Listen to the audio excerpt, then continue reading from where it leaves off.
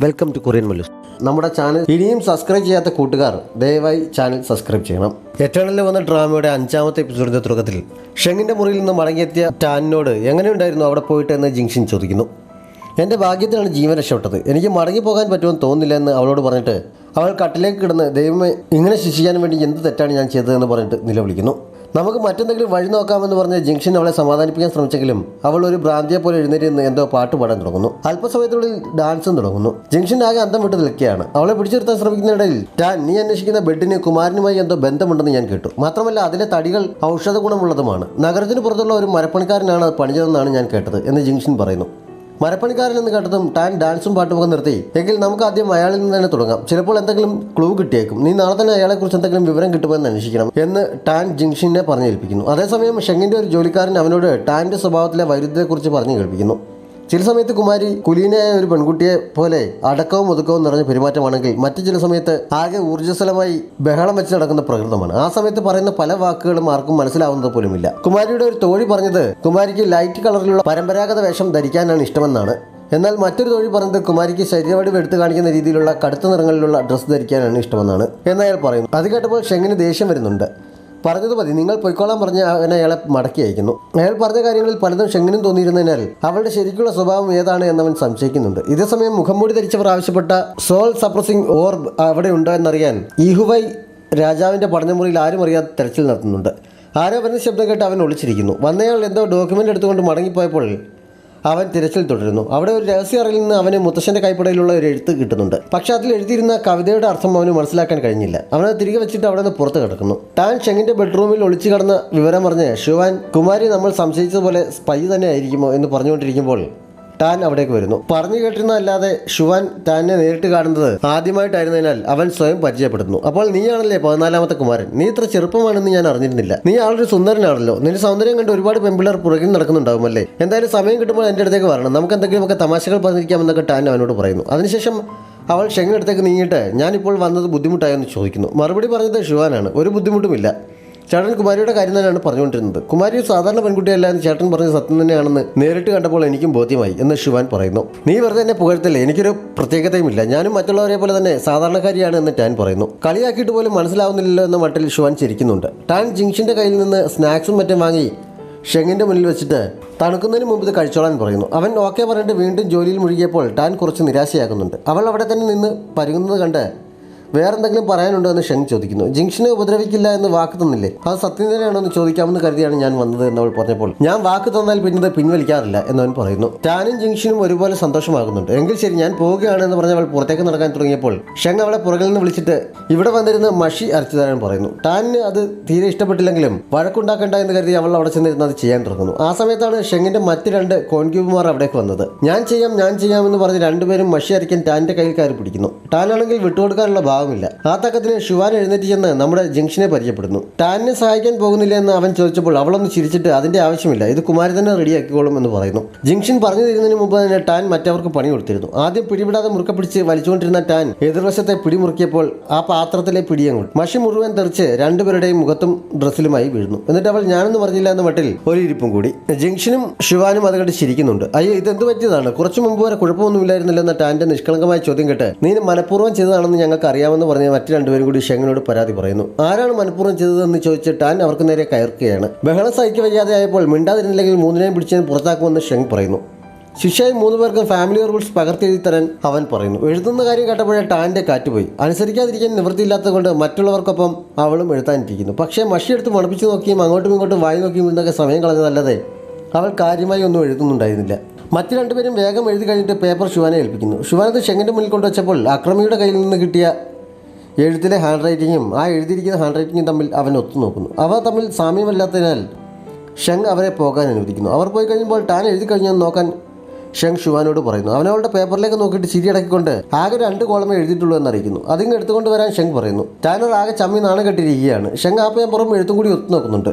കാക്ക കൊത്തിച്ചെറിയൽ പോലുള്ള ടാൻ്റെ എഴുത്തും വടിവത്ത മറ്റേ അക്ഷരങ്ങളും തമ്മിൽ രാവും പകലും പോലെ വ്യത്യാസമുണ്ടായിരുന്നു. ഷെങ് എന്തോ ഒത്തുനോക്കുന്നുണ്ട് എന്ന് മനസ്സിലായി ടാൻ ചാടി എണീറ്റിയെന്ന് ആ പേപ്പർ പിടിച്ചു വാങ്ങിയിട്ട് അപ്പോൾ നിനക്കെന്നെ സംശയമായിട്ടാണല്ലേ എന്നോട് എഴുതാൻ പറഞ്ഞത്, ഞാൻ സ്പൈ അല്ല എന്ന് എത്ര തവണ പറയണം, ഞാൻ ആർക്കും ഒരു വിവരവും ചോർത്തി കൊടുത്തിട്ടില്ല, നിനക്കെന്താ എന്നെ വിശ്വസിച്ചാൽ നീ ഇപ്പോൾ എന്നെ അപമാനിക്കുകയല്ലേ എന്ന് ചോദിച്ചവൾ ഷെങ്ങിനോട് ദേഷ്യപ്പെടുന്നു. കുമാരിയുടെ കൈയക്ഷരമല്ല ഇതെന്ന കാര്യത്തിൽ എനിക്കും ഉറപ്പ് തരാൻ കഴിയുമെന്ന് ഷുവാനും പറയുന്നു. എനിക്കൊന്നും കേൾക്കണ്ട, എനിക്കുണ്ടായ മാനസിക ബുദ്ധിമുട്ടിന് നീ നഷ്ടപരിഹാരം തന്നേ പറ്റുമെന്ന് ടാൻ ഷെങ്ങിനോട് പറയുന്നു. തരാൻ എനിക്ക് പറ്റില്ലെന്ന് പറഞ്ഞാൽ നീ എന്ത് ചെയ്യുമെന്ന് ഷെങ് ചോദിക്കുന്നു. ഇവിടെ ഭാര്യയായിട്ടാണ് എന്നെ കൊണ്ടുവന്നതെങ്കിലും എന്നെ സംശയിച്ച് എന്റെ കാവലിന് ആളെ ഏർപ്പെടുത്തിയിരിക്കുകയാണ് എന്ന് പറഞ്ഞ് ഞാൻ പരാതി കൊടുക്കുമെന്ന് ടാൻ പറഞ്ഞപ്പോൾ ശരി നിനക്ക് എന്താണ് വേണ്ടത് എന്ന് ഷെങ് ചോദിക്കുന്നു. എനിക്ക് നിന്റെ ബെഡ് തന്നാൽ മതി എന്ന് ടാൻ പറഞ്ഞത് കേട്ട് ഷെങ് ശരിക്കും അമ്പരക്കുന്നു. എന്റെ ബെഡിന് എന്താണ് ഇത്ര പ്രത്യേകത എന്നവൻ ചോദിച്ചപ്പോൾ പ്രത്യേകതയൊന്നും ഉണ്ടായിട്ടില്ല, അത് കാണാൻ നല്ല ഭംഗിയുണ്ടെന്ന് എനിക്ക് തോന്നി എന്നവൾ പറയുന്നു.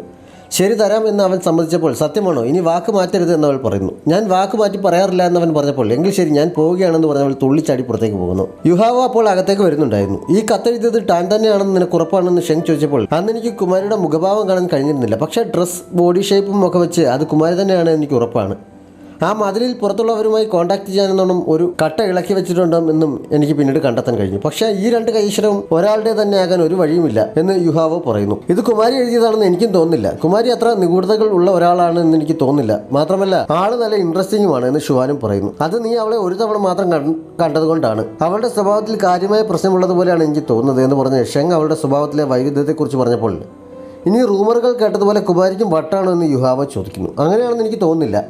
അവളുടെ അഭിനയമാകാനാണ് സാധ്യത, അല്ലെങ്കിൽ നമ്മൾ ചിന്തിക്കുന്നതിനപ്പുറം എന്തോ രഹസ്യം അതിലുണ്ട് എന്ന് ഷെങ് പറയുന്നു. ഷെങ് എന്ന് മറ്റു കുമാരന്മാർക്കൊപ്പം കൊട്ടാരത്തിലെത്തിയപ്പോൾ ഇമ്പീരിയൽ ടോക്കൺ കൈക്കലാക്കാൻ വേണ്ടി പിന്നെയും ഒരു കൊലയാളി എൻ്റെ കൊട്ടാരത്തിൽ കടന്നു. അതുകൊണ്ട് അങ്ങ് തിരികെ വാങ്ങി ഇവിടെ തന്നെ സൂക്ഷിക്കണമെന്ന് രാജാവിനോട് അപേക്ഷിക്കുന്നു. ഇമ്പീരിയൽ ടോക്കൺ ഉപയോഗിക്കുന്നത് സൈന്യത്തിന് കമാൻഡ് നൽകാനായതുകൊണ്ട് സാധാരണക്കാർക്ക് അതുകൊണ്ട് ഉപയോഗമുണ്ടാവില്ല. മാത്രമല്ല കൊല്ലപ്പെട്ട അക്രമി ഉൾപ്പെട്ട സംഘം ഈഹുവായിക്ക് വേണ്ടി ജോലി ചെയ്യുന്നവരാണ് എന്ന് കണ്ടെത്താൻ കഴിഞ്ഞു. അതുകൊണ്ട് അതിനെക്കുറിച്ച് കാര്യമായി അന്വേഷിക്കണമെന്ന് ഷുവാൻ ആവശ്യപ്പെട്ടെങ്കിലും രാജാവിന്റെ മുന്നിൽ നിന്ന് ഇങ്ങനെയൊന്നും പറയരുത് എന്ന് പറഞ്ഞ് ഷെങ് അവനെ തടയുന്നു. പക്ഷേ ഷുവാൻ വീണ്ടും അതുതന്നെ പറഞ്ഞപ്പോൾ അക്രമിയെക്കുറിച്ച് അന്വേഷിക്കാൻ ഞാൻ ഏർപ്പാടാക്കാം, പക്ഷേ മരിച്ചുപോയ ചക്രവർത്തി നേരിട്ട് നിന്നെ ഏൽപ്പിച്ചതുകൊണ്ട് ഇമ്പീരിയൽ ടോക്കൺ തിരികെ വാങ്ങാനുള്ള അധികാരം എനിക്കില്ല, അത് നീ തന്നെ സംരക്ഷിക്കണമെന്ന് രാജാവ് ഷെങ്ങിനെ അറിയിക്കുന്നു.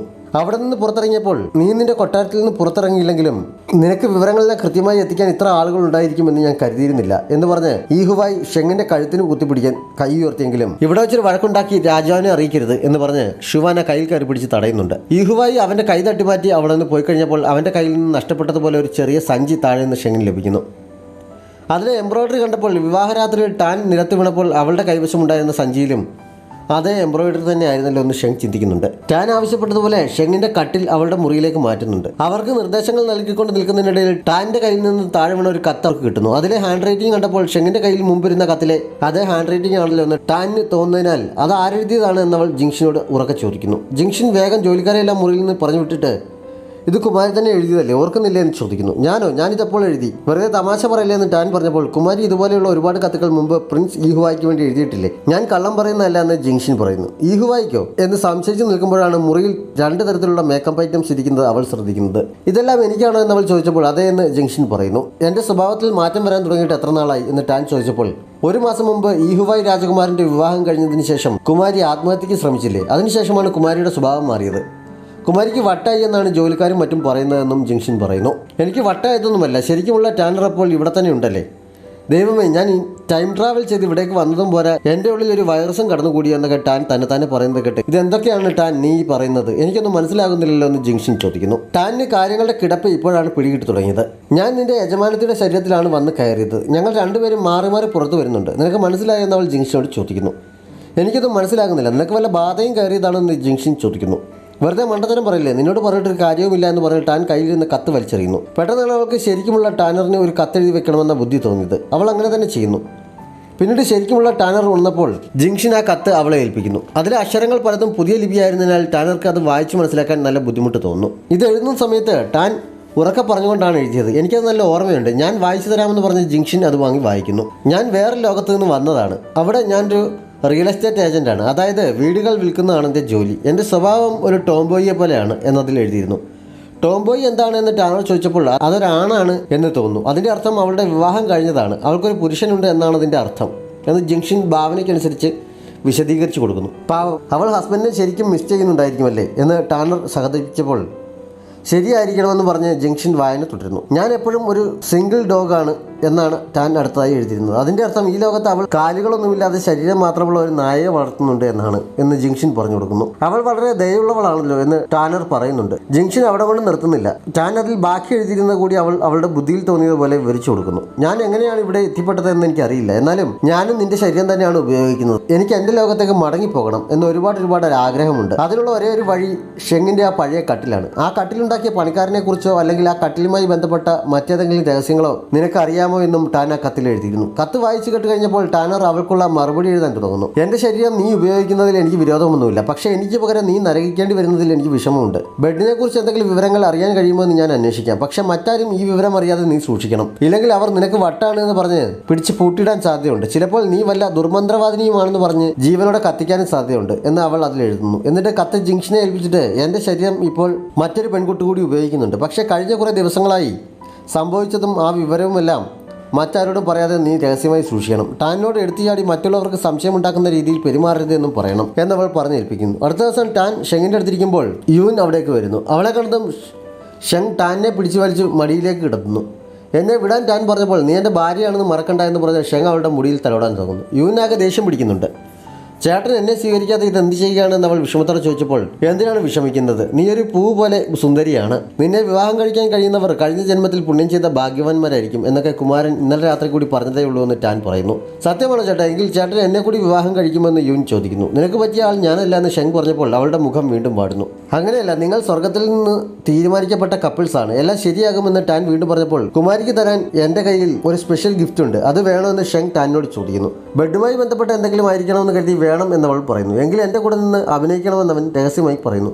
അതോടെ ടാൻ അവനോട് ചേർന്ന് നിന്ന് സ്നേഹം കാണിക്കാൻ തുടങ്ങുന്നു. യൂൻ നീ നേരിട്ട് കണ്ടില്ലേ, ടാൻ അല്ലാതെ മറ്റാർക്കും എൻ്റെ മനസ്സിൽ സ്ഥാനമില്ല എന്ന് യൂനോടായി പറഞ്ഞിട്ട് ഇന്നലെ രാത്രി നിന്റെ കുസൃതി കുറച്ച് കൂടിപ്പോയി എന്ന് ഷെങ് ടാനിനോട് പറയുന്നു. അവൾ ആദ്യം ഒന്ന് അന്തം വിട്ടെങ്കിലും അവൻ കണ്ണു കാണിച്ചപ്പോൾ യൂൻ ഇതുവരെ പോയിട്ടില്ല, അവളുടെ മുന്നിൽ വെച്ചാണോ ഇങ്ങനെയൊക്കെ സംസാരിക്കുന്നതെന്ന് ടാൻ ചോദിക്കുന്നു. ഞാൻ എനിക്ക് ഇഷ്ടമുള്ള ആളിനോടല്ലേ പറയുന്നത്, കേൾക്കുന്നവർ കേൾക്കട്ടെ എന്ന് ഷെങ് പറയുന്നു. ഞാൻ ഒരു ദിവസം ഉറപ്പായും ചേട്ടനെ വിവാഹം കഴിച്ചിരിക്കും എന്ന് ദേഷ്യത്തിൽ പറഞ്ഞ യൂൻ അവിടെ നിന്ന് പോകുന്നു. ടാൻ അതേസമയം ഷെങ്ങിൻ്റെ ദേഹത്ത് തൊട്ട് നോക്കിയിട്ട് ഇവൻ ഇത്ര നല്ല ഫിഗറാണെന്ന് ഞാനിതുവരെ ശ്രദ്ധിച്ചില്ലല്ലോ എന്ന് മനസ്സിൽ ചിന്തിച്ചുകൊണ്ടിരിക്കുകയാണ്. യൂൻ പോയത് അവൾ ശ്രദ്ധിച്ചില്ല. തൊട്ട് നോക്കി കഴിഞ്ഞെങ്കിൽ എഴുന്നേറ്റോളാൻ ഷെങ് പറഞ്ഞപ്പോൾ അവൾ ചമ്മലോടെ ചാടി എണീക്കുന്നുണ്ട്. ഷോയൊക്കെ കഴിഞ്ഞില്ലേ, ഇനി എൻ്റെ സമ്മാനം തായെന്ന് അവൾ പറഞ്ഞപ്പോൾ ഷെങ് ഇമ്പീരിയൽ ടോക്കൺ എടുത്ത് അവൾക്ക് നീട്ടിയിട്ട് എൻ്റെ മുത്തശ്ശൻ എനിക്ക് തന്നാണിത്, ഇനി നീ ഇത് സൂക്ഷിച്ചോ എന്ന് പറയുന്നു. ഇതെന്താണ് സാധനം? അപ്പോൾ ബെഡിൻ്റെ കാര്യമല്ലായിരുന്നു, എന്തായാലും സ്വർണ്ണമാണല്ലോ, ഇരിക്കട്ടെ എന്ന് വിചാരിച്ച് ടാൻ അത് വാങ്ങിയിട്ട് അവിടെ നിന്ന് പോകുന്നു. ഷെങ് ഉടൻ തന്നെ യുഹാവയെ വിളിച്ച് ടാൻ്റെ ഇനിയുള്ള ഓരോ നീക്കവും സൂക്ഷ്മമായി നിരീക്ഷിച്ചോണം എന്ന് നിർദ്ദേശിക്കുന്നു. കട്ടിലിൽ കിടന്ന് ടോക്കണും കയ്യിൽ കറക്കിക്കൊണ്ട് ഇതെന്ത് സാധനമാണ്, എനിക്ക് എപ്പോഴാണ് മടങ്ങിപ്പോകാൻ പറ്റുക എന്നൊക്കെ ടാൻ ചിന്തിച്ചുകൊണ്ടിരിക്കുമ്പോൾ ഉറങ്ങാൻ സമയമായി എന്ന് പറഞ്ഞ് ജിങ്ഷൻ അകത്തേക്ക് വരുന്നു. ഈ പണ്ടുള്ളവരൊക്കെ ഇരുട്ട് വീഴുമ്പോഴേ ഉറക്കം പിടിക്കുന്ന ശീലമാണല്ലേ, നൈറ്റ് ലൈഫ് ഒന്നും ഇവിടെ ഇല്ലല്ലേ എന്ന് ടാൻ പറഞ്ഞപ്പോൾ എന്താണ് നൈറ്റ് ലൈഫ് എന്ന് ജിങ്ഷൻ ചോദിക്കുന്നു. വൈൻ കുടിക്കുക, കരോക്കെ റൂമിൽ ഡാൻസും പാട്ടുമൊക്കെയായി കൂടുക എന്നൊക്കെ ടാൻ പറഞ്ഞപ്പോൾ ജിങ്ഷന് അന്തം വിട്ട് നിൽക്കുന്നു. ടാൻ പെട്ടെന്നെന്തോ ഐഡിയ കിട്ടിയതുപോലെ ജിങ്ഷന്റെ ചെവിയിൽ എന്തോ രഹസ്യം പറയുന്നു. അടുത്ത ദിവസം രാവിലെ ടാനർ ഉണർന്നെഴുന്നേറ്റപ്പോൾ വൈൻ കുപ്പിയും കയ്യിൽ പിടിച്ചവൾ നിലത്ത് കിടക്കുകയായിരുന്നു.